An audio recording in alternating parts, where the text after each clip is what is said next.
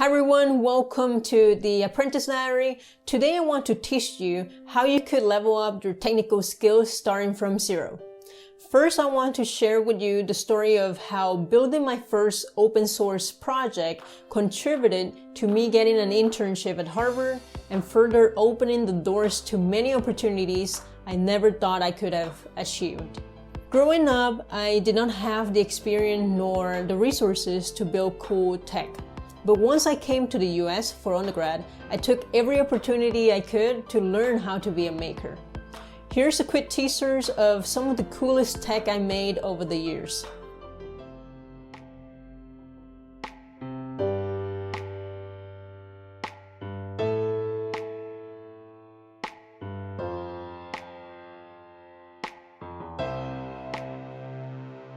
I'll talk about the project I work on and how I got into it. And at the end of this video, I'll give you a few steps that you could take to choose a project to work on and learn a new skills that will help you accomplish your goals. As a disclaimer, through this video, I'll be sharing the names of the people I encountered along the way to protect their privacy. Anyway, let's dive in. In August of 2012, I left my home country, Panama, to a small town in the US called Terre Haute, which is located in the middle of nowhere in Indiana. I was pursuing a bachelor's degree in electrical engineering at a small university called Rose-Hulman Institute of Technology. In summer of 2013, I was doing a research project on directing the growth of carbon nanotube using electromagnetism with the physics department in my university.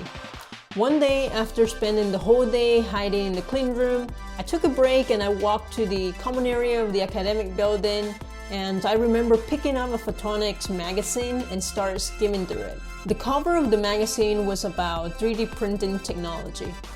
At the time, 3D printing was pretty hype. Everybody was talking about it. I even bought shares of 3D printing company called 3D Systems.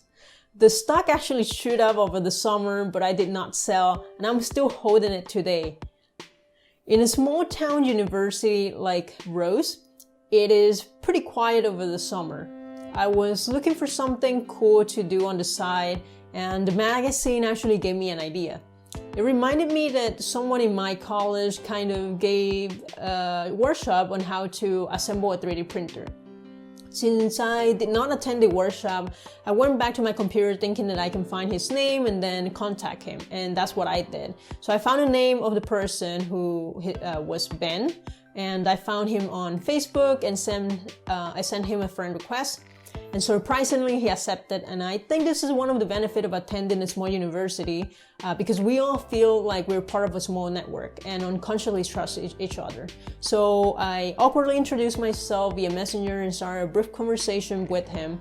So I asked him for resources on how to get started with 3D printing, and he told me I could contact Tony, who was a lab technician who was helping a bunch of students in my university build their own 3D printer. So I wrote to Tony and I asked if he could guide me through the whole process of building my own 3D printer, and he basically gave me a bunch of resources for the open source RepRap 3D printer project. The parts, the quantity needed, the instruction, how to assemble and so on, and how to get it running. And I placed the order for all the parts and waited patiently for them to arrive. And once here, I basically spent 2 to 3 hours every day for 2 weeks straight in Tony's office working on assembling this 3D printer. Back then, 3D printing technology was still in its infancy. Members of the open source community were still trying to figure out how to make it easier for others to replicate without running into major troubleshooting. It was quite a pain. I was so excited when I finally got it to print a shark key, a clip that you put in sealing your bag of chips, you know? It was the first time I built a complex machine from scratch that could do something useful. It involved a lot of mechanical parts, electrical parts, and assembly, firmware coding.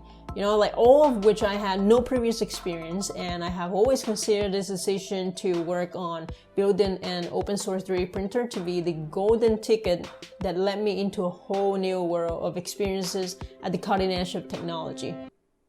There was a major catalyst that helped me get an internship at Harvard in the US and another internship at Max Planck later, and eventually contributed to me getting into grad school at the MIT Media Lab. So through this project, I got insight into a new technology and gained new skills that helped me contribute to cutting-edge research at a world-renowned university or institution. Now, learning new skills is easier when you have someone guiding you in the process and an online community that can support you when you get stuck. So, analyzing my own actions, these are simple steps I took to learn a completely new skill that led me to an opportunity I never thought I could. Step number 1. Read about the different open source projects that are currently active. And if you're interested, I could make another video compiling a bunch of different open source projects that you could pick from. So let me know in the comment down below if this is something of interest to you. Step number 2. Pick a small project with tons of tutorial and community support to get you started.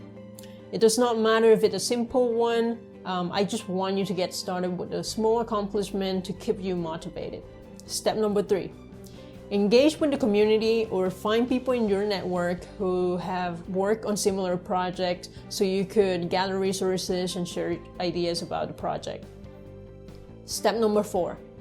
Build your project and document every step with pictures and videos if it's something tangible, or blog about it and share it with people in your network. You learn better when you explain your thoughts to others. This is great for your portfolio or personal website as well. You only need to get started with one small project where you can find a lot of support. That way you don't have to rely on previous experience to finish your project.